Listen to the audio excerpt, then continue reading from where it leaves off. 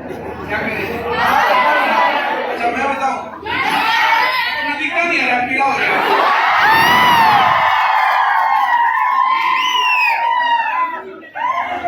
Madam ने ये नाटक है, तो बोले मैडम ने मत लाइयो।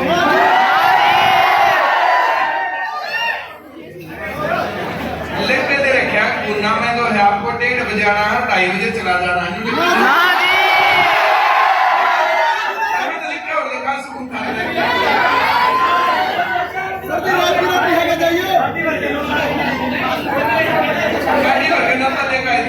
इसलिए तो मान गया। अभी जो जैसे सैटरडे का प्लान बन रहा था कि जो टीचर्स डे पर जो है 2-3 ब्रांच विजिट करके आए, तो मैंने कहा था मैं भूना जरूर जाऊंगा।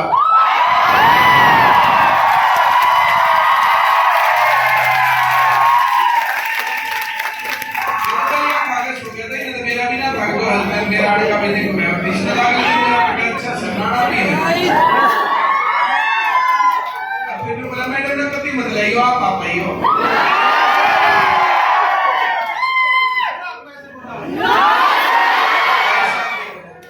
मैं झूठ तो तुम्हें क्या लगता है मैं झूठ बोलता हूँ? अभी मैं जो ग्रुप खोल के दिखा दूंगा, उस ग्रुप में जो कहीं भी नहीं लिख रखा और उसमें नहीं लिख रखा 1:30 बजे आना, 2:30 बजे चले जाना।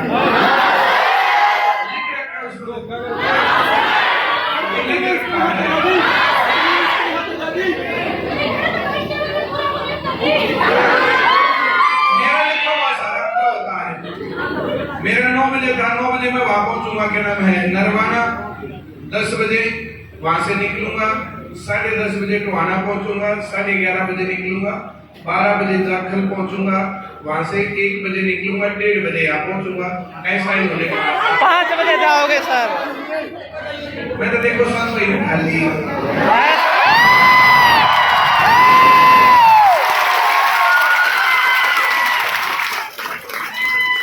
अब तुम लोगों को जितनी देर बातें फोड़नी है, जितनी देर मेरे से कुछ पूछना है, जो भी करना है कर, कोई दिक्कत नहीं है। डांस करना, कोई नहीं छुड़ाना है। चलो सुनाओ, मैं कुछ बातें बोलूं तुम लोगों से या तुम मेरे से कुछ पूछना चाहते हो? अच्छा मैं बोलूं? Yes sir. जना बोलूं? हर रोज क्या करता हूँ? हर रोज बोलता हूँ तुम लोग आमने सामने। वेरी गुड, बहुत बढ़िया, दोबारा बुलवा लो। और मैंने इतनी बात आ, तुमने रोज जो क्लास अटेंड करनी है रेगुलर। क्लास में जब बताए अब पढ़ो, अब लिखो, अब देखो, अब जो भी करो जैसे बताया जाए वैसे पढ़ना होता है। सारी चीजें ना, ये सारी चीजें आना जाना, मिलना जुलना, बातें करना, इन सारी बातों से पहले एक जरूरी काम है तुम्हारी नौकरी लगे। Yes sir. आया ना? Yes sir. क्या तुम्हें पता है कि आज तक एक साथ सबसे ज्यादा जो स्टूडेंट्स आए थे वो पूना से ही आए थे?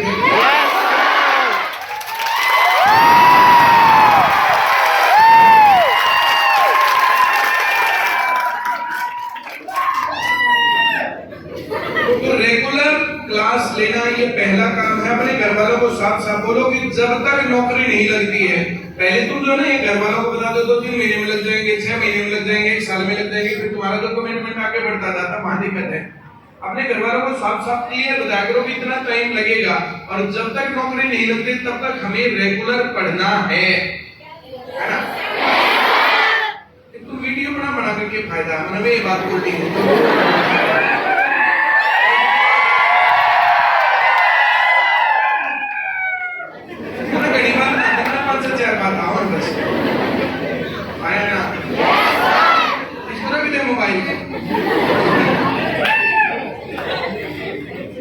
उसके बाद घर पे जाके होमवर्क करना, इसके बीच में तुम लोगों को घर का काम करना है, उसके बीच में तुम लोगों को कुछ अर्निंग के लिए काम करना है, कुछ भी करना तो शाम तक करो भाई। यहाँ तो 3 बजते हैं, 3 बजे से 6-7 बजे तक तुम्हें जो करना है, उसके बाद 12 बजे तक और 5 घंटे 6 घंटे घर पे पढ़ना चाहिए। आज के टाइम पर कंपटीशन इतना है, और 5-6 घंटे सेंटर में। अपने दिन को 24 घंटे को 4 भागों में बांट लो। 6 घंटे क्लास, 6 घंटे घर पे होमवर्क, 6 घंटे में तुम्हें जो भी काम निपटाने में निपटाओ, आना जाना, खाना पीना, नहाना धोना, और 6 घंटे सो लो। 24 आवर्स का ये अगर तुम पार्ट बना करके काम करते तो तुम्हें सक्सेस जरूर मिलेगी। कंपटीशन जिस हिसाब से है उस हिसाब से अब ज्ञान ज्यादा चाहिए, और ज्ञान ज्यादा चाहिए तो पैसे ज्यादा मिलते हैं। सीधी सी कहानी है, लर्न मोर अर्न मोर, आया ना? Yes sir. हमारे दादाओं के टाइम पर कंपटीशन कम होता था। मेरा दादा तो ये बोलता था, बोला पता नहीं यार क्या बिजली पड़ गई, हम लोगों के टाइम पर तो जो स्कूल के पीछे से भी गुजर गया उसको नौकरी लग मिलती थी। फिर जब कम कंपटीशन था तो पैसे भी तो कम थे, आया ना? तो पूरी उम्र में घर भी नहीं बनता था उनसे। मेरे पिताजी की जो एज आई उसमें थोड़ा थोड़ा कंपटीशन था। जो पढ़ाई में होशियार हुआ करते थे उनकी जॉब लग गई थी, तो उस टाइम पर पूरी उम्र करके उनका आखिर में घर बन गया, 1.5 ब्याह कर दिए। फिर अब हमारी एज है, हमारी एज में नौकरी लगते हैं और 2-3 साल के अंदर तो कार में घूमने लगते हैं, 5-7 साल में घर बना लेते हैं, और जब रिटायरमेंट आएंगे तब तो जो है नेक्स्ट लेवल होगा, आया ना? Yes sir. तो जो ये ज्ञान बढ़ा है, कंपटीशन बढ़ा है, पढ़ने का समय बढ़ा है, उससे हमारी अर्निंग भी बढ़ी है, आया ना? Yes sir. बिना दिमाग लगाए जो ये लर्निंग है ना, जो ज्ञान है, ये 2 चीजें हैं। एक तो आप रेगुलरिटी और एक हर रोज कितनी देर पढ़ते हो। अब 1 साल में जितना ज्ञान होगा 2 साल में उसका डबल होगा, 3 साल में 3 गुना, 4 साल में 4 गुना। जितना जिसके पास ज्यादा ज्ञान उतना ज्यादा सफल जीवन, आया ना? Yes sir. तो इतनी कहानी है, बस हर रोज रेगुलर डेली आपको काम करना है, डेली आपको पढ़ना है, फिर टेस्ट देने। कंसंट्रेशन नहीं है, वेरी गुड।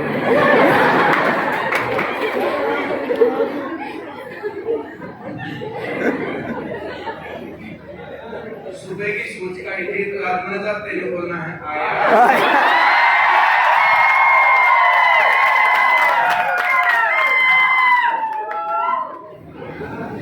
जबकि बड़ी बड़ी घड़ी तो क्यों रही थी, तो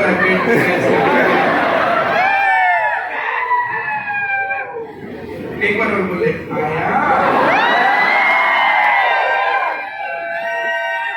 बहुत बढ़िया।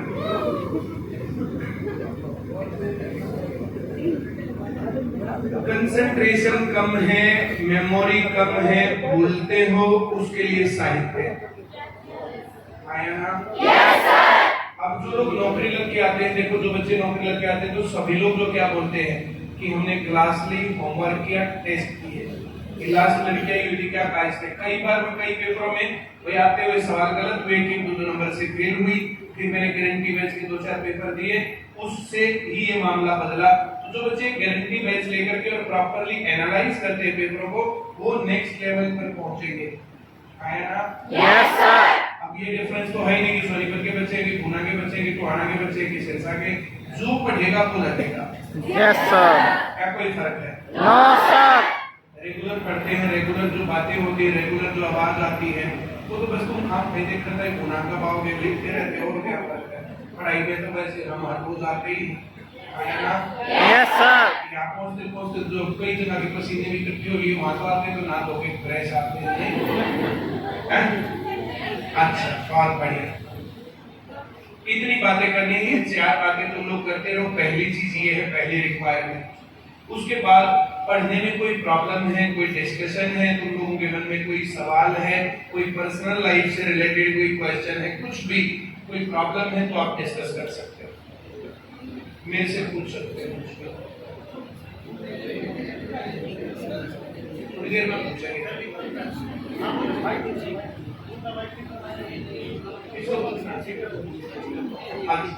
वैसे पूछ लेते हैं आप, अब वही पूछ लेते हो।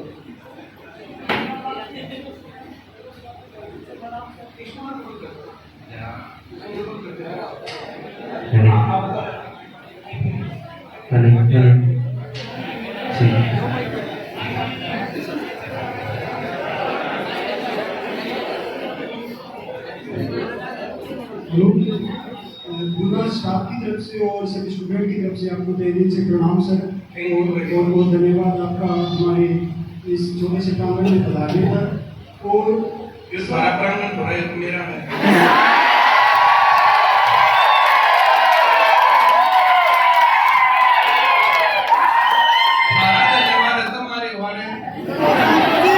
इसी अदा पर तो हम पिता है सर।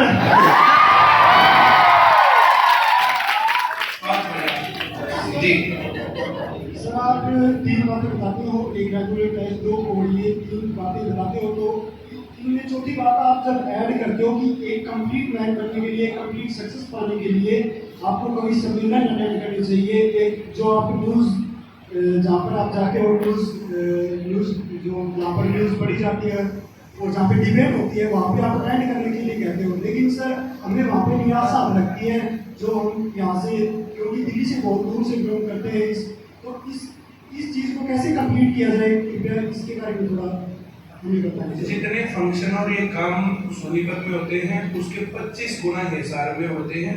हिसार बहुत दूर नहीं है सर, आपकी बिना एंट्री वहाँ पर शायद मेरे को लगता है वहाँ पे संभव नहीं है सर। कभी सम्मेलन में खाली कुर्सी पड़ी रहती है, बात देख रहे कोई आ जा। कभी सम्मेलन सुनने का अगर लोगों के अंदर रुझान हो तो फिर 15-15 लाख रुपए आ लेते खाते हैं।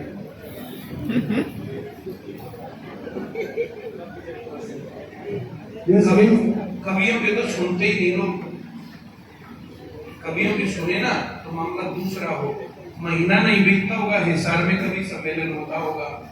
हिसार वाले कुछ स्टूडेंट्स के साथ टच में रहो, उनसे पूछते रहो, न सुनते रहा करो, कहीं कभी सम्मेलन में पता चले ना तुम्हारे को बता दिया करो।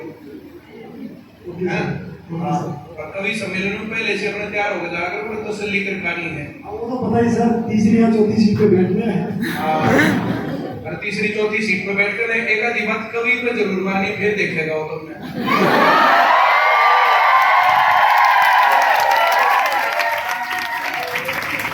तुम न छेड़ोगे तो तुम न छेड़ेगा क्या नहीं? Yes sir. यही कभी खलती थी वो आज आपकी पूरी कर दी सर, बहुत बहुत धन्यवाद। बहुत बढ़िया।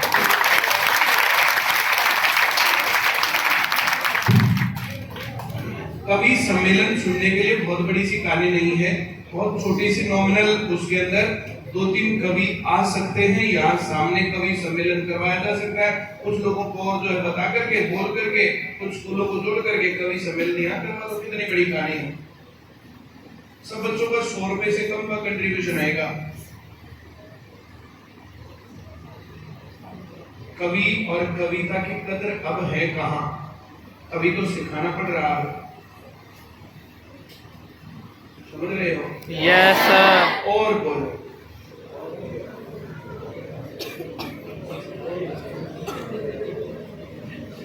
एक आदमात को शक्ति की तरफ से पूछ लो।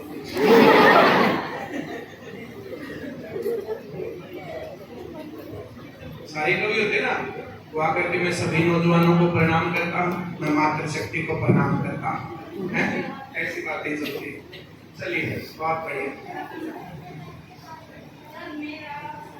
इनको थोड़ी प्रकार आईएएस बनने का। हाँ, लेकिन मैंने उसकी कंडीशन भी नहीं है और मेरे पास सरकारी में तो ये वो आईएएस बनना भी है, एसएस भी बनेगा, तो मैं कुछ भी कर सकती हूँ उसके लिए। हाँ। फिर मैं तो बड़ा पता है जिसके जरिए मैं वहाँ पे पहुँच सकूँ। ऐसा तो कोई रास्ता है ही, सक्सेस का शॉर्टकट कोई नहीं है। और रोने वाले लोग ना आज तक जिंदगी में कभी कुछ नहीं कर पाए। मेरे देख के रोना आता, मेरे को देख के तो हंसना चाहिए।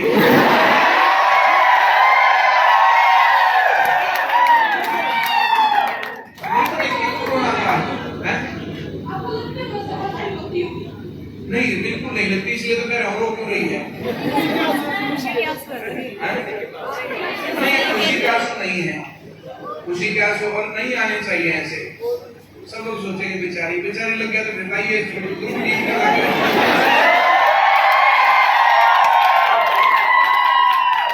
पहला काम तो तुम सब लोग अपने आप से वादा करो कि जिंदगी में ना तो रोना, ना निराश होना, ना सुसाइड करना। ये 3 काम तो आदमी को कभी नहीं करने चाहिए, ना सोचने चाहिए, है ना? देखो बहुत बड़े सपने सोचने नहीं चाहिए, मैं तो कभी सोचता नहीं। अगर मैंने सोचा होता कि मेरी 200 ब्रांच होगी मैं तब पढ़ाने लगूंगा तो मैं पढ़ाई नहीं पाता। मैंने 10 बच्चों से कम से चालू किया था, 10 बच्चों से कम, और 12-13 साल है। तो पहला काम आईएएस और ये मत सोच, अपने बड़े से टारगेट को छोटे छोटे टुकड़ों में बांट, बस। फिर तो आईएएस का क्या ही मतलब, ना कहे ना डिस्कस कर ना किसी को बता। पहला काम, पहली जॉब और जॉब के टारगेट को भी तोड़ कि मुझे मैथ, रीजनिंग, जीके, इंग्लिश है। सर मेरे प्रीलिम्स क्लियर है, आईएएस का क्लियर है, एसएस का क्लियर है, लेकिन सर मेंस की तरफ जाके और मेरे गवर्नमेंट जॉब ये भी क्लियर है सर, आपके पास फिक्स भी है। प्रीलिम्स लाखों के क्लियर होते हैं और सिलेक्ट 500-700 होते हैं, है ना। जितना बड़ा सपना उतना बड़ा रेस है ना। तो मैंने कभी बड़े सपने देखे नहीं, छोटे छोटे देखे। मैं तो इतना मेरा भी सोचा, एक पुलिस ऑफिसर बनने का था। मैं तो इतना बचपन से। सोचा, हमेशा मैंने इतना सोचा। जब यहाँ पहुंच गया तो फिर थोड़ा और आगे सोचा, फिर वहां पहुंच गया थोड़ा और आगे, है ना। सपनों में चीटिंग चलती है, जितना भागे आपको से थोड़ा और, दिल मांगे मोर।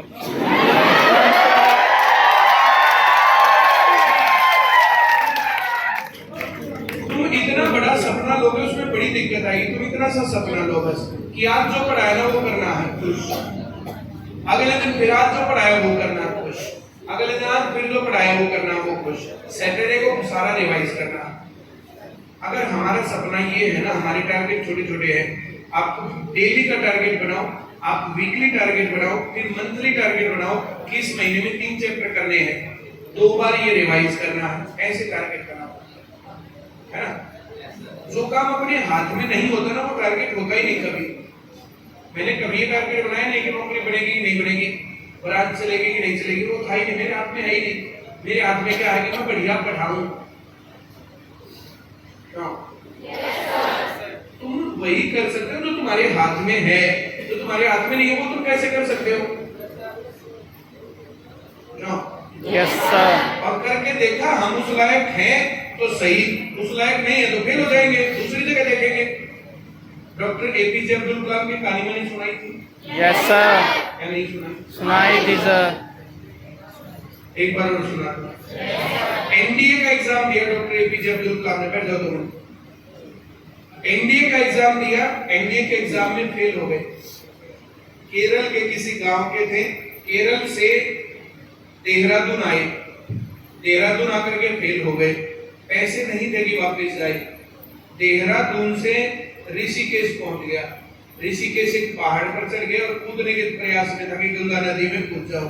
गया के जाके देखा, डर लगा उनका, देख चक्कर होता तो फिर फिर डर लगा, फिर उल्टा जाके आया ना। Yes sir. एक महाराज ने देख लिया, उसने जाके देखा कि छोकरा तो कूदने के प्रयास में है और कूद जाएगा, तो जाके बोला इधर क्या क्यों घूम रहा है, तो हम कहीं पैर फिसल गया, गिर गया तो मर जाएगा। तेरे माँ बाप कहां से लेंगे तेरे जैसा होनहार बच्चा। तो मैं होनहार हूं ये आपको कैसे पता है? मतलब जो होनहार नहीं होते वो इस राह पर चलते ही नहीं। आया ना? Yes sir. जो मैं कह रहा हूँ समझ में आ रहा? Yes sir. बोला मैं होनहार नहीं, आपने गलत पहचान लिया। मैं एनडीए के पेपर में फेल हो गया हूँ और मेरे पास सिर्फ खाने के पैसे थे, वापस जाने के नहीं है। ना मेरे पास खाने के पैसे ना कपड़ों के हैं। बोला वापस जाने के तो मैं पैसे दे दूंगा और खाना मैं तुझे खिला देता हूँ, सोने की जगह भी दूंगा।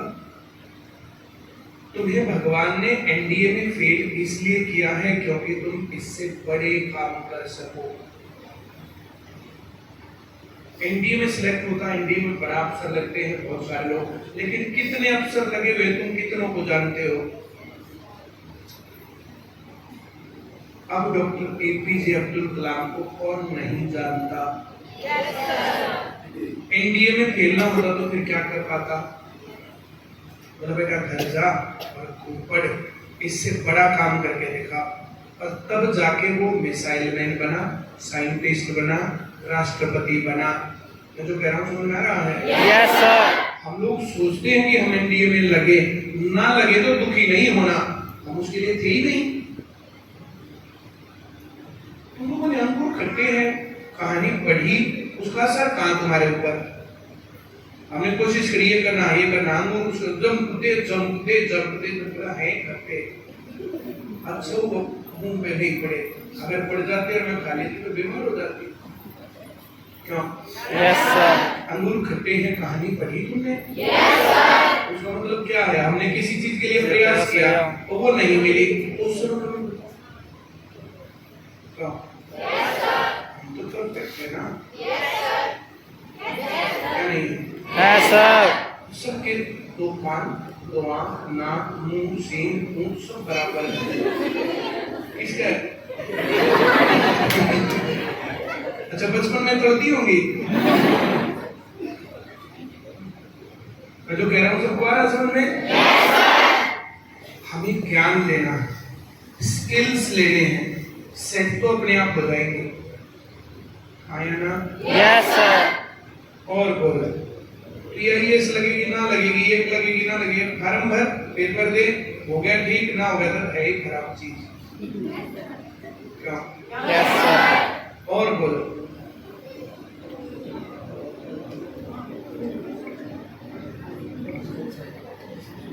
उधर ले दो, उधर भेज दो, दे दो। उधर देख रहे हो उसके सर में मारो, हैं? ऐसे खींच के हाँ बोलो। अरे वाह, धन्यवाद सर मुना बताने के लिए। उन्ना ही रहता हूँ मैं।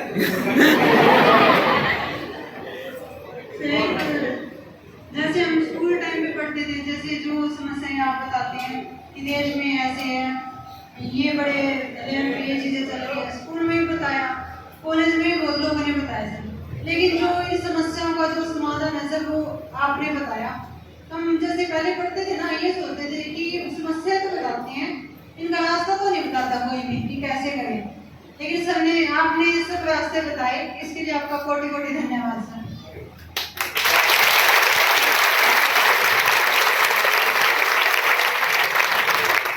जैसे हम स्कूल में पढ़े सर, तब किसी ने जैसे ये सपने दिखाए नहीं कि गवर्नमेंट जॉब कैसे लगते हैं, कैसे तैयारी होती है। तब सिर्फ ये चलता था कि पैसे दो नौकरी करो, तब कभी सपना भी नहीं देखा कि गवर्नमेंट जॉब का सपना पूरा भी हो सकता है। लेकिन सर जब ICS में आए तो उसी दिन आते ही सपना देखा कि गवर्नमेंट जॉब शायद का सपना पूरा हो सकता है। थैंक यू सर इसके लिए।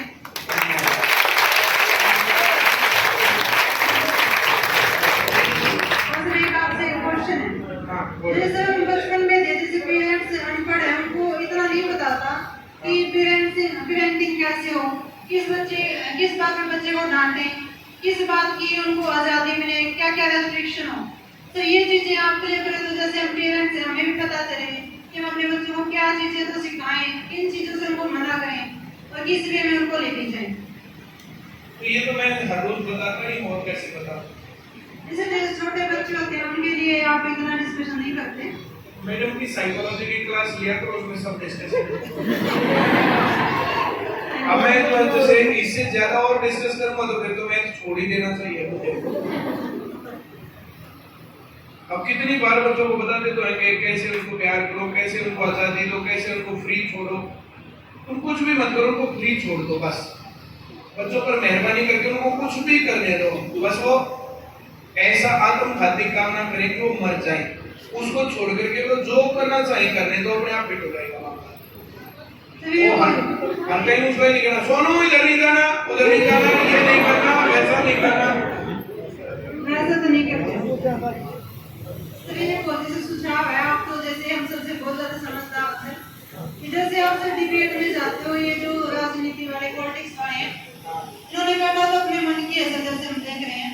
तो सर क्या वहाँ पे ये क्वेश्चन मुझे लगता है कि उठाना चाहिए बीजेपी वालों के लिए कि आपने ऐसा कौन सा सलाहकार ढूंढ रखा है जो जनता के मतलब विपक्ष में, मतलब जनता के अपोजिट फैसले ले रहा है, जनता के अपोजिट काम कर रहा है, इससे आप क्या मतलब आगे सत्ता में आ जाओगे? ये क्वेश्चन जैसे आप सर कर सकते हो। मैंने बहुत बार कर लिया, एकदम थोड़ी किया, और ये सवाल कम थोड़े तो बहुत उठता है, पर ऐसा होता नहीं है। जैसे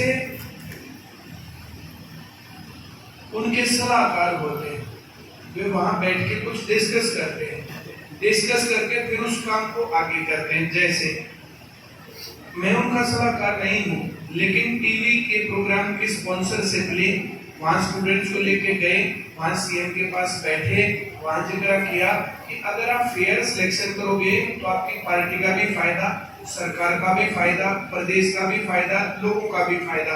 ऐसे उसको मैंने समझाया, उनकी समझ में आया, 4-5 मीटिंग लगी, समझ में आया, और बिना खर्ची बिना पर्ची वाली योजनाएं। अब गुना से ही कितने गरीब बच्चे लगे हैं ना, पैसे देकर के फ्री में लेके पड़ गए। अभिके सर। ये बात है ना? Yes sir. पहले कौन सोच सकता था ऐसा? फिर क्या होता है, अब जैसे वो इतनी बातें हो गई, अब उन तक पहुंचने ही नहीं देते, नीचे वाले नहीं पहुंचने देते, तो वहां तक बात नहीं पहुंच रही। या हम लोग ये प्रदर्शन करते हैं, तो जो प्रदर्शन करते हैं उनसे वो बच के रहते हैं। फिर ये दूसरा मामला हो सकता है। ये ऐसी चीजें हैं। और सर मुन्ना में बताने में और हमको इतना अच्छा रास्ता दिखाने के लिए आपका कोटि कोटि धन्यवाद। Thank you.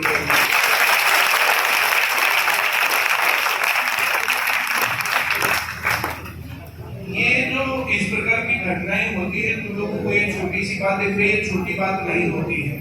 तुम पूरा इतिहास पढ़ो, पूरे इतिहास में तुम लोगों को ये सुनने को मिलेगा कि उन्होंने देश के सरकार के खिलाफ ऐसा काम किया, तो फिर उस संस्था को नुकसान उठाने पड़े।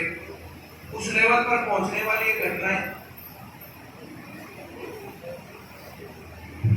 तुम लोगों को बताएंगे, देखो ये हुआ, ये गलत हुआ, ये सही हुआ, फिर तुम साथ देना। अब ये पता थोड़ी है। अब जैसे सोनीपत में अभी कॉन्क्लेव था, सोनीपत के कॉन्क्लेव में सारी बातें तो बोली हमने, तो पूरे शहर का हॉट मुद्दा है। तो जितने पॉलिटिशियन हैं वे ये सोच सकते हैं कि पॉलिटिक्स करेंगे। मैंने कितनी बार कहा सड़क, कितनी बार कहा स्कूल टूट के पार्किंग बना दी। आप 3-3 किलोमीटर के दायरे के सभी स्कूलों को बंद करके एक स्कूल बनाओगे, तो 3 किलोमीटर दूर कैसे जाएगा कोई छोटा सा बच्चा? शहर में कोई आदमी 3 किलोमीटर कौन जाता है पैदल? सरकारी स्कूलों में कौन पढ़ते हैं? क्या वो किराया अफोर्ड कर लेंगे? No sir. अब गांव में 3 किलोमीटर दूर गांव है, एक गांव से दूसरे गांव में चलो चला दिया, लेकिन शहर में 3 किलोमीटर दूर, तो 3 किलोमीटर दूर कौन चलता है पैदल? 3 किलोमीटर जाना, 3 आना। प्राइमरी स्कूल तो जो है 100 मीटर की दूरी पर होने चाहिए।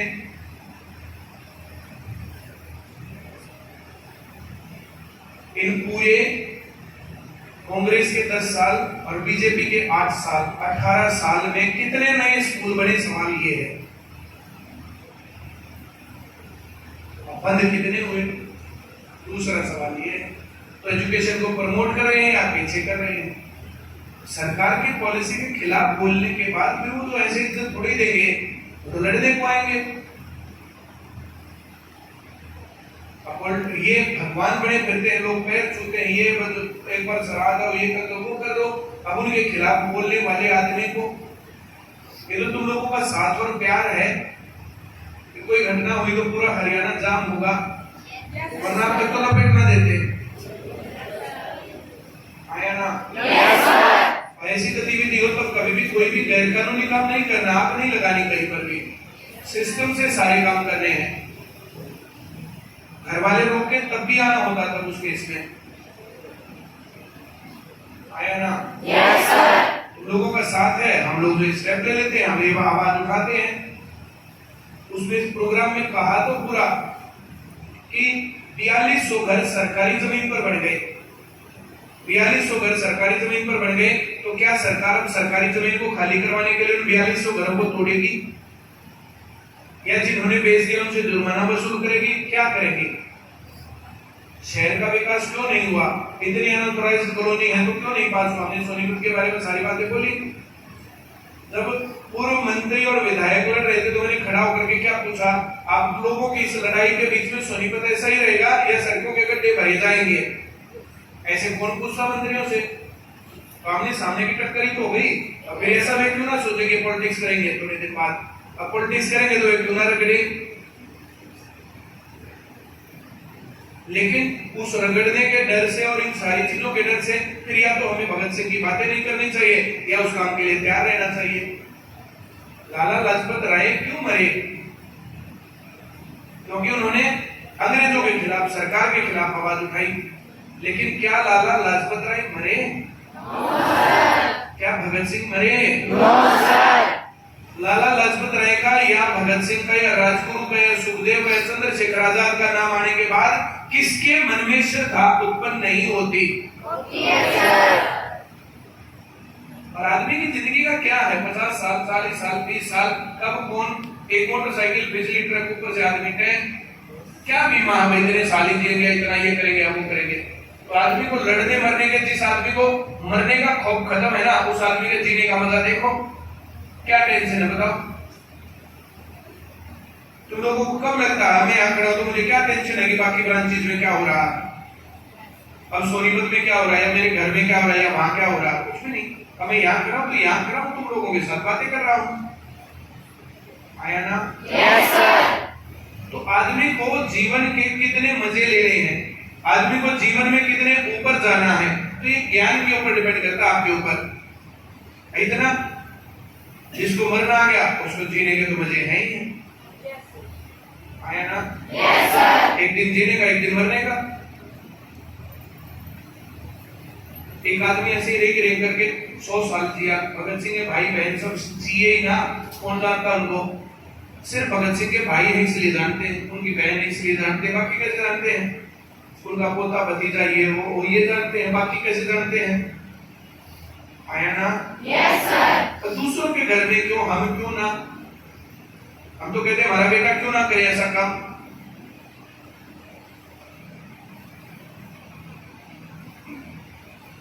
पढ़ाई के ऊपर आवाज उठानी पड़ेगी, हम उठा रहे हैं। रोजगार के लिए आवाज उठानी पड़ेगी, हम उठा रहे हैं। युवाओं को जागरूक करना चाहिए, वो हम कर रहे हैं। सारे ही तो काम कर रहे हैं, और क्या करना चाहिए?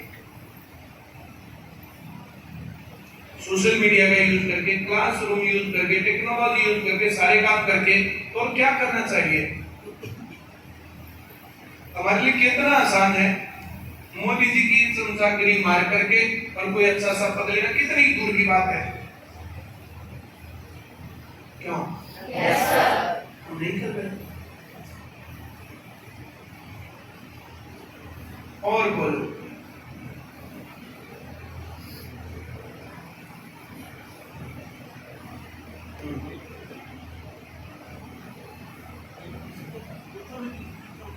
कोई सवाल किसी के मन में है तो बोलो। हाँ वैसे बोलते हैं, हमें तो बता देना। ऐसा ही सर बहुत सारी प्रॉब्लम्स है देश में, ऐसे ही हम बताते रहते हैं। लेकिन जितने भी मुद्दे हैं, बहुत से मुद्दों में हमने लड़ाइयाँ भी लड़ी हैं, और ऐसी कोई लड़ाई मेरे को याद नहीं आती जब से मैं आईसीएस से जुड़ा हूँ कि हमने लड़ी और वो जीती ना। हर लड़ाई मेरे को याद है, जैसे सोनीपत हम गए थे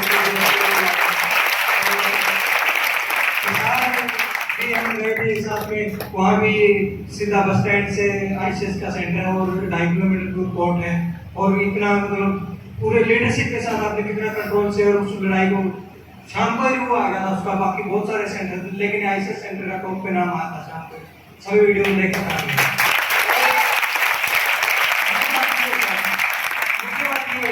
ये जो करंट का मुद्दा है, स्कूलों वाला है, क्लास में आप बोलते रहते हैं, बताया भी हमने, लेकिन एक वो जो बाकी लड़ाई की तरह हमने लड़ाई लड़ी है उसका इंतजार है सर, क्योंकि डेफिनेटली पता है सर, जैसे हम सड़क पर उतरेंगे तो जरूर उसका कुछ न कुछ फायदा मिलेगा, क्योंकि गांव में देखा है, हर गांव निकल के आया है और धरना दिया है, वहाँ पर वो जैसे पोस्टर बंद की गई थी वो दोबारा से लागू की गई है।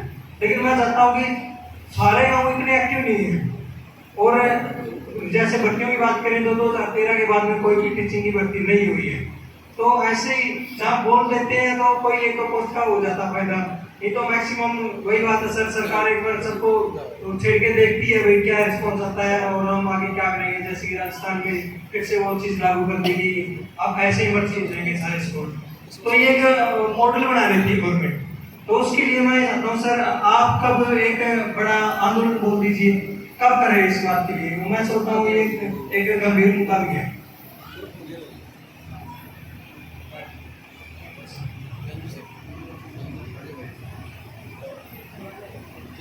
एक देश की सरकार की चलाने की पॉलिसी होती है, वो सारी चीजों में पैसा करेंगे।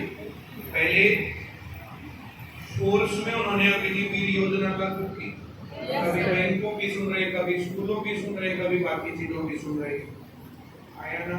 Yes sir. ये उनकी पॉलिसी है। अब उस पॉलिसी को ऐसे रोकना, इनसे ऐसे रोकेंगे नहीं। वो तो जो थोड़ा सा आगे हो गया भाई, जो है वो रिजल्ट डिक्लेयर कर दिया, एग्जाम ले लिया, वो जल्दी हो गया, इतना फर्क है। ये पॉलिसी ऐसे उन प्रदर्शनों से रुकेगी नहीं, ये पॉलिसी किसान आंदोलन की तरह बात जम के बैठ के तब रुकेगी। अब उतना हक और उतना बेस स्टूडेंट्स का और हमारा है नहीं कि वहां बैठेंगे और उसको जीत के उठेंगे। उसमें 1 महीना लगा, 2 महीने लगे, 1 साल लगा, 2 साल लगा, तब जब उनको ये लगेगा ना कि यहां से वो उठेंगे, तब जब ये मामला सेट हो लेगा। इसका इलाज क्या है कि आप गांव-गांव में जाकर के अपने जैसे 5, 7, 10 लोग इकट्ठे करो, उनको बताते रहो। जैसे मैं कह रहा हूँ ये स्टेटस लगाओ, ये चीज करो, तुम और कुछ करो, बच्चों को आईसीएस के साथ जोड़ो।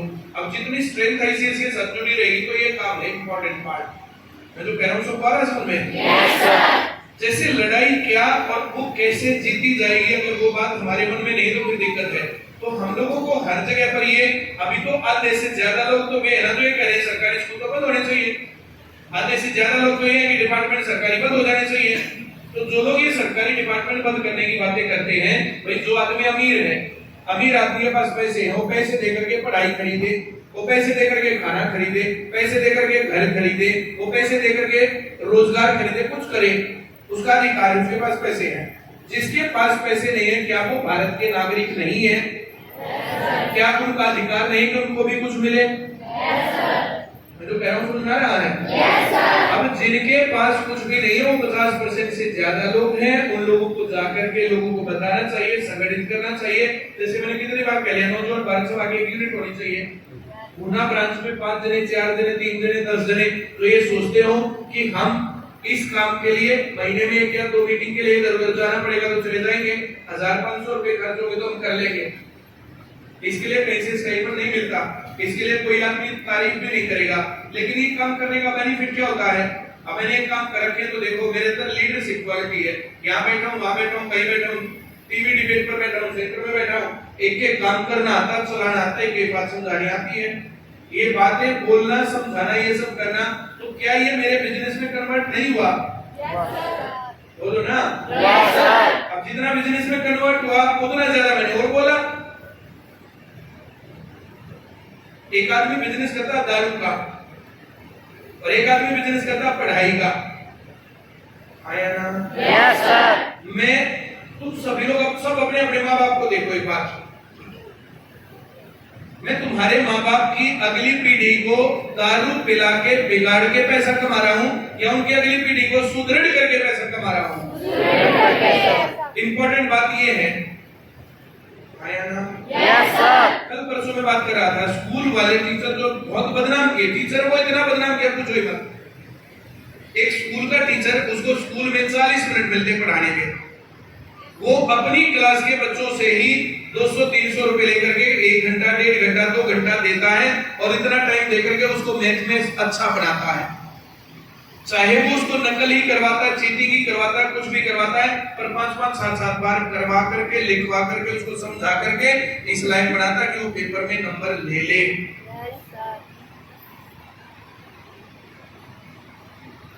टीचर अपनी सैलरी पर कैसे काम करे? थोड़े से पैसे एक्स्ट्रा उसको मिल गए और उसने बच्चों के ऊपर एक्स्ट्रा ध्यान दे दिया, तो क्या बुरा?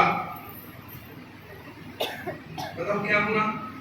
या तो सरकार इतने पैसे दे कि उसका काम चल जाए। टीचरों की हालत अब सुधरी थोड़ी सी। 2006 के पे कमीशन के बाद टीचर्स के पास बाइक आई है। 2006 के पे कमीशन से पहले टीचर्स के पास बाइक नहीं थी। 2006 से पहले 2016 के बाद लोगों के पास गाड़ी आई है, टीचर्स के पास 2016 से पहले गाड़ी नहीं थी। मैं तो कह रहा हूं, समझ में आ रहा है? Yes sir. अब टीचर को 2-3 हजार रुपए मिलते हैं। ये बदनामी कब की है? बहुत पुराने टाइम की। उस टाइम पर 2-3 हजार रुपए मिलते हैं टीचर को। 2-3 हजार में बेचारा घर कैसे चलाए अपना? तो शाम को एक्स्ट्रा टाइम निकाल करके कुछ बच्चों को पढ़ा करके, कुछ पैसे कमा करके और कुछ बच्चों को पढ़ाई के रास्ते पर ले गया, तो कहां दिक्कत? भला ऐसा पढ़ाने वाला था तो अपनी क्लास में क्यों नहीं पढ़ा? क्लास में कितना टाइम मिलता है और बच्चे कितने? आया ना? Yes sir. मैं जो कह रहा हूँ समझ में आ रहा है? Yes sir. ये रेशियो होता है। PP1 क्लास में पढ़ाना, PP1 क्लास में शुरू में जाता तो 1:12। एक टीचर के जिम्मे कितने बच्चे? ज्यादा से ज्यादा 12। एक टीचर के कितने बच्चे? 12। बोलो ना, 12। PP1, 2, 3 first second 1:2 first second 18, third fourth fifth 1:24, sixth seventh eighth 1:32, ninth tenth 1:40, 11th 12th 1:60। उसके बाद जिस पे जितने बच्चे कंट्रोल होते हो कर लो, हम तो लाख के बच्चे को कर ही लेते हैं।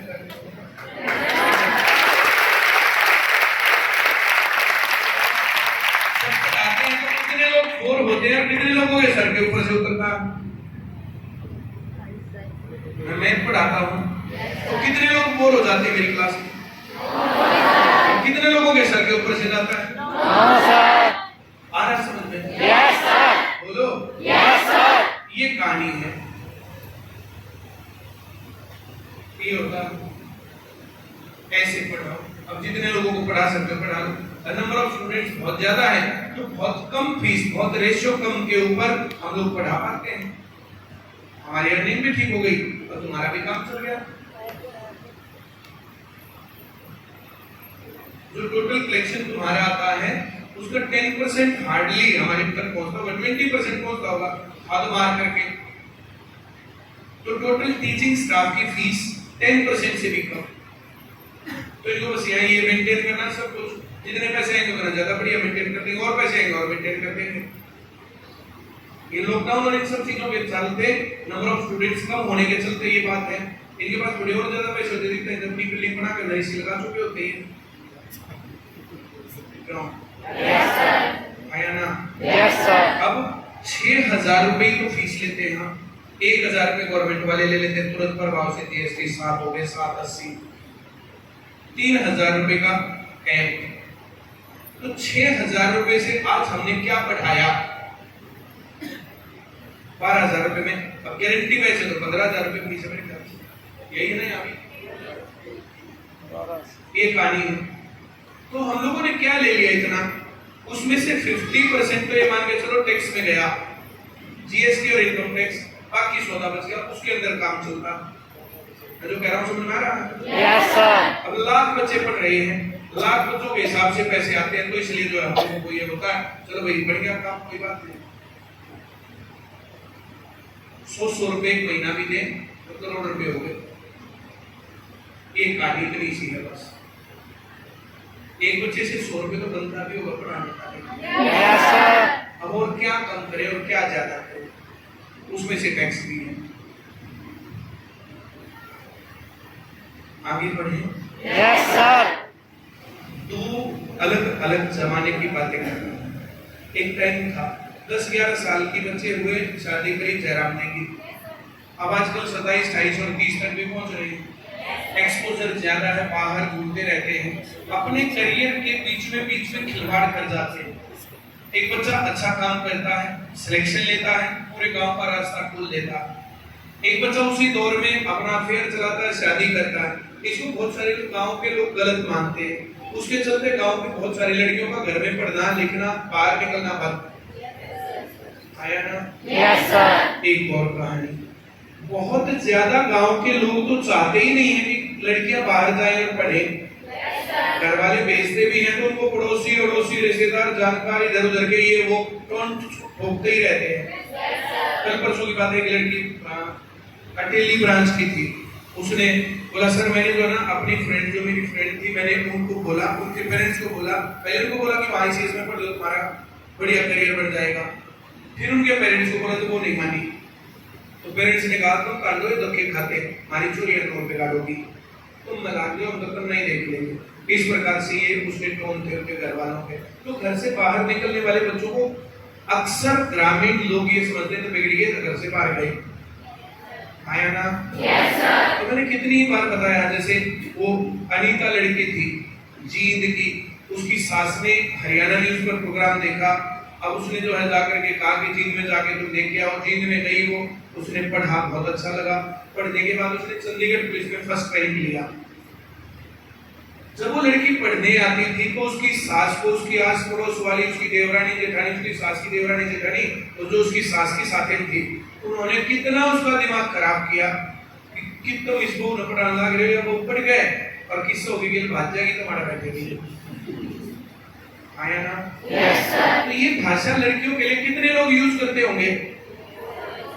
और लड़कों के लिए, लड़कियों को पहले जैसे भाई अभी बात हो रही थी, हम जो अलग अलग चीजों पर लड़ाई करते हैं, अलग अलग चीजों के लिए आवाज उठाते हैं, कभी हमने स्कूल खुल रहे हैं कि नहीं खुल रहे, सेंटर खुल रहे हैं कि नहीं खुल रहे, ये हो रहा है कि नहीं हो रहा, ये सब बातें इनके ऊपर हम काम कर रहे हैं। आया ना? Yes sir. उतना तो तुम्हें भी लड़ना है।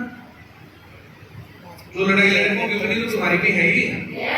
लड़कों का तो एक जन्म सिद्ध अधिकार माना जाता है ना कि वो पढ़े लिखे तैयारी करें, पेपर पास करें, नौकरी लगे। लड़कियों को वो भी लड़नी होती है एक्स्ट्रा लड़ाई। ये एक्स्ट्रा लड़ाई है, ये अपने घर में, गांव में, हर जगह पर। ज्यादा अच्छा है कोई तुम्हारे बारे में ना कह पाए, ज्यादा अच्छा है कोई तुम्हारे ऊपर बात ना उठा पाए, ज्यादा अच्छा है तुम लोगों को शादी भी करनी है, अच्छी बात है, पर नौकरी लगने के बाद करनी चाहिए। लव मैरिज नौकरी लगने से पहले तो करनी नहीं चाहिए। बाई चांस ना बड़ी बिगड़ गई, फिर घर वाले भी नहीं गुस्साए नहीं करते, वो बहन गुस्साएगा, फिर क्या करोगे? मैं कितने ही लोगों को जानता हूं जिनकी जिंदगी बर्बाद है, जहन्नुम। आया ना? Yes sir. और एक चीज मैं बोलता हूं, विश्वास बहुत बड़ी चीज होती है। किसी का कुछ भी तोड़ो, विश्वास नहीं टूटना चाहिए, झटका नहीं लगना चाहिए ये तूने क्या किया। आया ना? Yes sir. जब ये विश्वास टूटता तब बात बिगड़ती है। अगर आप लोग काबिल हैं, नौकरी लग गई है, लड़की हैं चाहे लड़के, अपने घर में बात चला सकते हैं, बात उठा सकते हैं, बात आगे रिजल्ट तक पहुंच सकती है, इंडिपेंडेंट नहीं है तो कोई नहीं छोड़ेगा।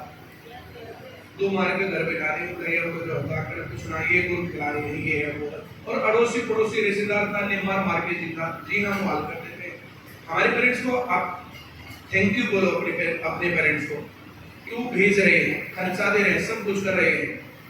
एक जर्नल सी कहानी देखो, एक अनपढ़ लड़की की शादी एक अनपढ़ ही आदमी से होती है, उसको तो एज कम देना पड़ता है। पढ़ा लिखा करके जितनी बड़ी पोस्ट होगी ना, जितना बड़ा आदमी चाहिए उतना ही ज्यादा तो एज बढ़ जाता है। आया ना? Yes sir. एक ये तो है, ये भी सभी लोगों को, लड़कों और लड़कियों, ये तो दोनों तरफ से म्यूचुअल चलेगा कि दहेज ना हो तो ज्यादा बढ़िया। अभी तो इलाहाबाद की 10-15 दिन की बात है, एक लड़की ALM करके वो लड़का नौकरी लगा था, दहेज के लिए अपनी वाइफ को घर दिया, 15 दिन भी पूरे नहीं हुए, कल या परसों 13वीं पेश की। तो जो इस प्रकार की घटनाएं हैं इस दहेज के कारण है, ये जितने दिन और ज्यादा कंटिन्यू करेगा उतना ज्यादा और नुकसान है। हम लोगों ने अपने टाइम पर दहेज के खिलाफ आवाज उठानी चालू की थी, लेकिन हमारे टाइम पर भी बहुत सारे लोग बोला भाई लड़की है तो देना ही पड़ेगा, लड़का है तो हम नहीं लेंगे, लड़की है तो देना ही पड़ेगा। तो हम लोगों ने आवाज उठाई थी कि क्यों देना पड़ेगा, और जिसको दहेज चाहिए उसके घर क्यों शादी कर रहे हो तुम। आया ना? Yes sir. हम ये आवाज तब उठा सकते हैं और लड़कियों की नौकरी लगी हुई है तो और ज्यादा अच्छे तरीके से उठा सकते हैं। कहाँ दिक्कत है? हम लोगों ने शादी करी थी, लव मैरिज करी थी, वैसे भी दहेज नहीं मिलना था, पर दहेज हमने लिया नहीं था। किसी आदमी ने आज तक तो पूछा नहीं दहेज लाई कि नहीं लाई, क्या लाई कि क्या नहीं लाई। कोई पूछे तो उसके कान खोले बिना मैं क्या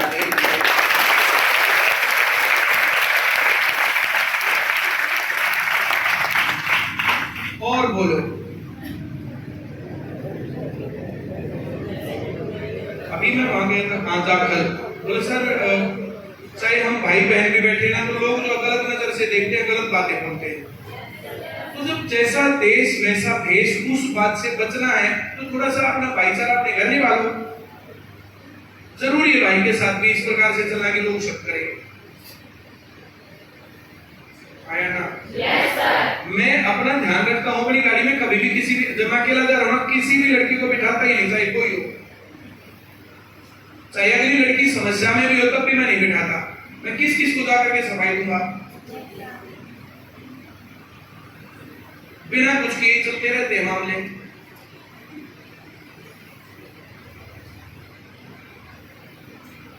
आया ना? Yes sir. तो क्यों हम पे ऐसा काम ही क्यों करना, थोड़ा बच के ही ना रहे। जब मैं पढ़ाता था छोटा सा कमरा था, बिल्कुल छोटा सा कमरा, उसमें इतना खड़ा होकर के पढ़ाने की जगह थी, अपने पास बैठाता था बच्चों को, तो अपने पास लड़कों को बैठाता था। कोई आदमी कहे लड़की अपना फोटा लाया था, अब ये बात कहे तो फिर क्या मैंने भी कही, मास्टर की क्या इज्जत रहेगी? Yes sir. अब लड़की के पैर पर पैर टिक रहा था, जैसे ऐसे घुमा रहे पैर पर, कुछ कर रहे हैं तो पढ़ाई के टाइम पर पढ़ाते हैं, उस टाइम पर ये ध्यान रखते हैं। अच्छा कहती ही नहीं तो इसमें क्या बिगड़ा भाई, मेरे पास इस तरफ ऐसे जो 5-6 लड़के बैठेंगे, अच्छा मैडम क्लास लगी तो मैं उठ के पीछे जाएंगे, लड़की आगे बैठ जाएंगी। इतना थोड़ा सा ध्यान रखने से अगर ये बातें चलने से बचती है तो कहाँ नुकसान है? आया ना? Yes sir. जब हम लोगों की शादी की बात चल रही थी, जब हम वहां पढ़ते थे तो हमें नहीं पता था कि हम शादी करेंगे, हमारे घर वालों को पता था कि ये शादी करेंगे।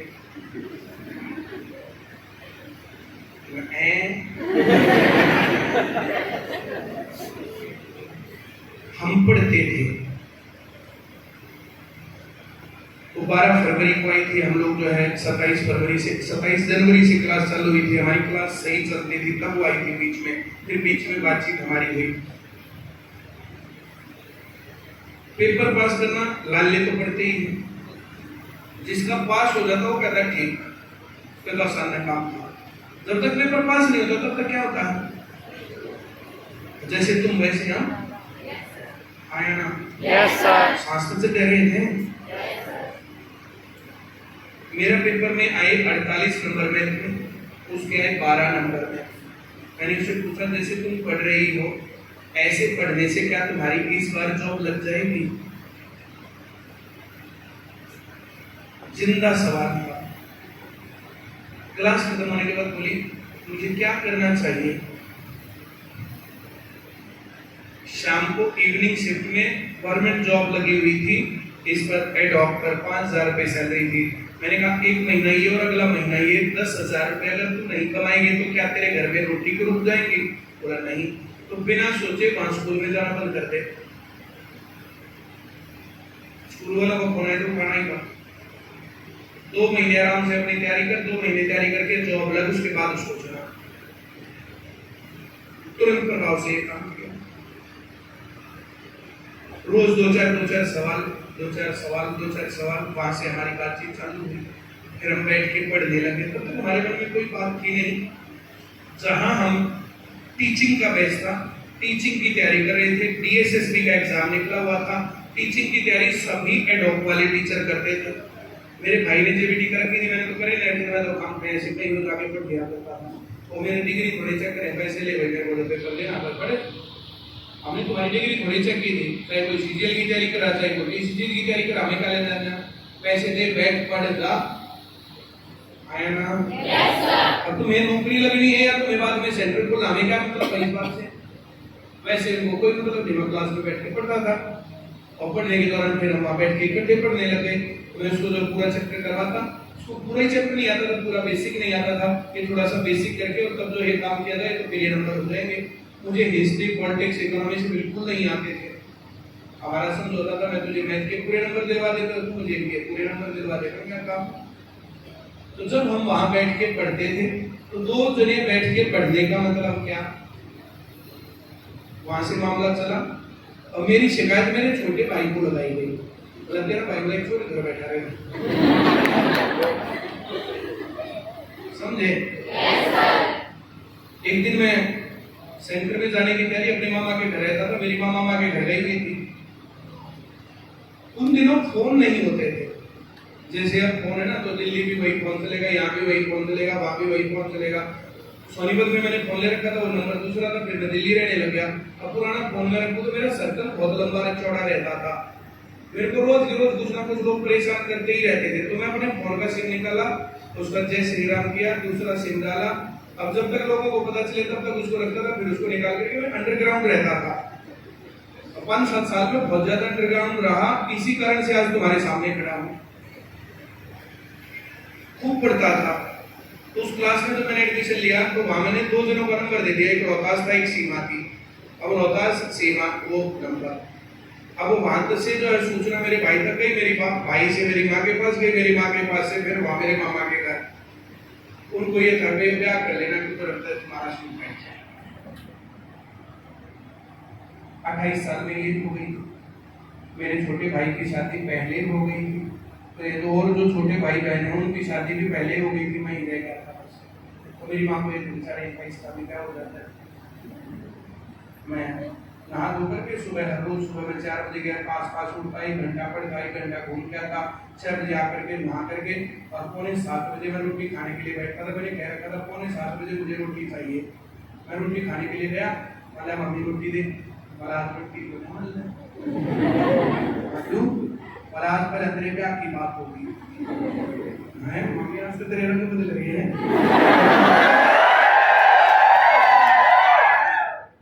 मम्मी मामा नानी दुआ मेरी माँ सारे के सारे बैठे। बोला मेरे क्यों बदल रहे हैं? तेरे बदल रहे हैं। बोला तेरी माँ सूचना लाई है आके। बोले सीमा तो तू ब्याह करेगा? हाँ सीमा कौन है? जब तक हमारी बातचीत उतनी नहीं थी पर बात हो गई थी। वो बात होने से पहले वहां तक पहुंच करके सूचना आकर के मेरे से जैसे थोड़ी सी डरते हमारे घर वाले, ऐसे नहीं वो कुछ कोई फोटो होगा कह देगा, ऐसा नहीं था। ऐसे अननेसेसरी की बातें कैसे कह देंगे? तो पूरी आरएनडी पहले हुई, क्या हुआ क्या नहीं हुआ, एक दिन फोटो खींच कर भी वहां दिखा दी कि डर लग रही, ऐसे बैठे। तो ये मामला चला, वहां तक पूरी आरएनडी हुई। आरएनडी होने के बाद फिर मेरी माँ वहां पहुंची, तब तक हमारी हाँ सांस होती, लेकिन उस सीमा के साथ तो मतलब ही नहीं था। उसका तो नंबर दे रखा था बस। वो वही बैठी रहती थी, मेरे से बात करनी होती तो इसके पास फोन मिला यार रोकास के पास, जैसे इनके पास फोन मिल जाए तो ठीक है, नहीं तो तब तक फिर मैंने वो नंबर ले लिया। लेकिन वो लिखा हुआ नंबर तो वही रखा हुआ था। मैं डरता हूँ किसी से। तो माँ बोली जो है मैंने ब्याह करना है, हाँ करना है, किसकी के बाकी वो बताऊँ, बताओ पहले सीमा की के माँ गलत जानकारी। मैं तो कह रहा हूँ समझ में आ रहा? Yes sir. तो मेरी माँ का दिन था अभी वो ब्याह कर ले, क्यों करेगी? मेरी मामा के दिन था नजर ना की चोरी तो होनी चाहिए। मैं तो कह रहा हूँ समझ में आ रहा? Yes sir. उसके और 10-5 दिन के बाद फिर मैंने अपनी माँ को दिखाया भी था, फिर मैं उनके घर भी गया था, उसके पापा से भी बातें हुई थी, सारा काम हुआ था, फिर भी कोई नहीं माना। हम लोगों ने फिर लव मैरिज कर ली थी। उस टाइम पर इंटरकास्ट मैरिज को ज्यादा सी परमिशन थी नहीं। मैं जो कह रहा हूँ समझ में आ रहा? Yes sir. पर हम उस टाइम पर, जब मैं 2005 की बात बता रहा हूँ, उससे पहले कई बार मैंने तुम्हें बताया होगा कि 1 महीने में 3 लाख रुपए कमा के लाया था। 2 किले जमीन खरीदी थी, 1000 रुपए घंटा पढ़ाता था, रोज 10 घंटे, रोज के 10,000 रुपए होते। 30 दिन में 3 लाख रुपए। पैसे कमाना मेरे लिए बहुत बड़ी सी बात नहीं थी। उस टाइम पर गवर्नमेंट जॉब की सैलरी 5,000 रुपए महीना नहीं थी, 5,000 रुपए से कम थी। 1 महीने में कितने कमा दिए मैंने? पूरे साल की सैलरी से भी कितने ज्यादा। तो मेरे को पैसों की दिक्कत थोड़ी थी, मैं तब इंडिपेंडेंट था। ऐसा नहीं था कि मेरी नौकरी लग नहीं रही थी, मैं लगता नहीं था जानबूझ के। समझ रहे हो? Yes sir. तो ये लायकियत पहले होनी चाहिए कि शादी करने के बाद फिर खाएंगे क्या, खिलाएंगे क्या उसको। तो ये दिक्कत होती है ना, घर से 50,000 रुपए निकाल के और 50,000 रुपए निकाल के वो घर में चोरी का केस और बनता है। जब भागते हैं तो वहां मामला बिगड़ता है। पहले दिन 10,000 रुपए का पकड़ा, दूसरे दिन 5,000 का, तीसरे दिन 2100 रुपए का, चौथे दिन 1100 रुपए का, फिर 500 रुपए का, और फिर लड़ाई। वो भी जितने रुपए चोरी करके लाए थे खत्म, यार दोस्त फोन उठाना बंद कर देते, पैसे खत्म, फिर ये मामला गड़बड़ होता है। करना तुम लव मैरिज, तुम्हें कोई पसंद है किसी के साथ करना, दिक्कत क्या है? और पहले इंडिपेंडेंट होकर के तब। और जब इस प्रकार की घटनाएं होती हैं तो घर में संघर्ष बढ़ जाता है। तब एक जना कुछ करेगा, बाकी वाला अपने घर बैठ। अब क्या करें? तब अपने घर वालों से ज्यादा लड़ना पड़ता है। और बोलो,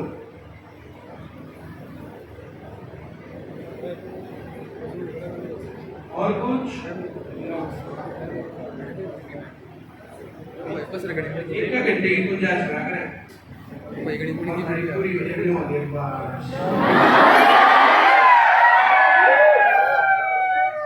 और 15 मिनट में नहीं हो जाएगा, बोले ऊपर टक्कर ऊपर जाकर।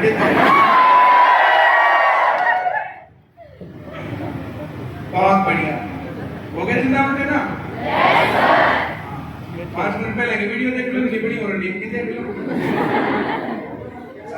बहुत बढ़िया। और कोई सवाल? नहीं, बहुत बढ़िया। मैं अपनी वाणी को विराम दूं? हाँ सर। और क्या बोलूं? बोले जाओ सर। स्क्रीन पर दिख रहे हैं स्क्रीन पे दिखूं तो मैं हूँ।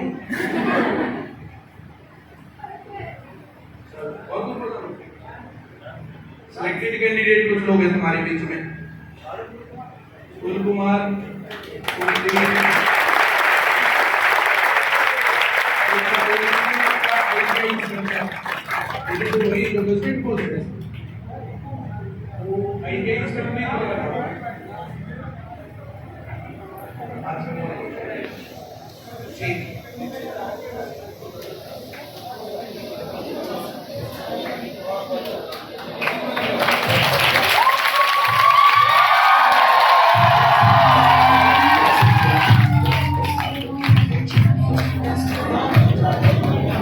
कुमार नाम है इसका।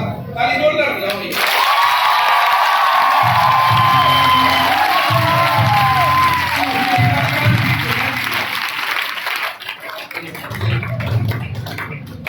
बहुत बढ़िया, बहुत बढ़िया। अब तुम्हें नाम बताया ये तो किस चीज में लग गया? बढ़िया। दीक्षित दीक्षित किस चीज में लग गया? इंस्ट्रक्टर आईटीआई में। इसके लिए भी ताली बजाओ के लिए।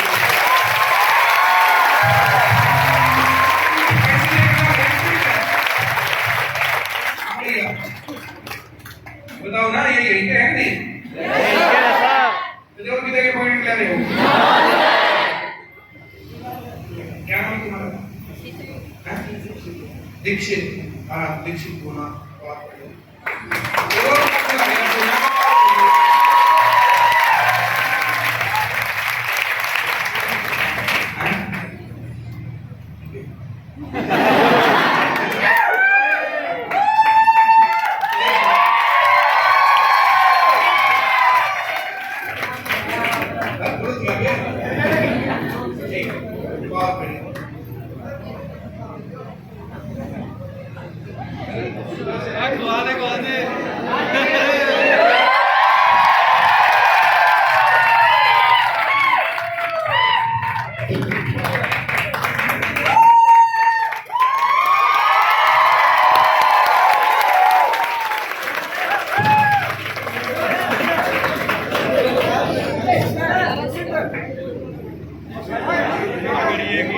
दीक्षित बैठिए।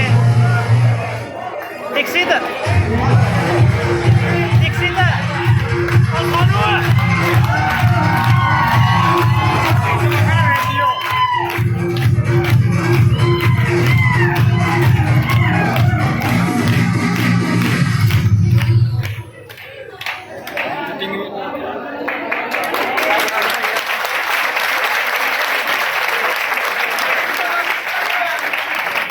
दीक्षित खींच दे पूरा करके।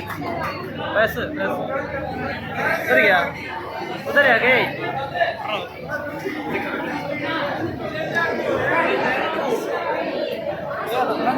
माइक ये पीछे आओ प्लीज। मैं तो वीडियो रिकॉर्ड कर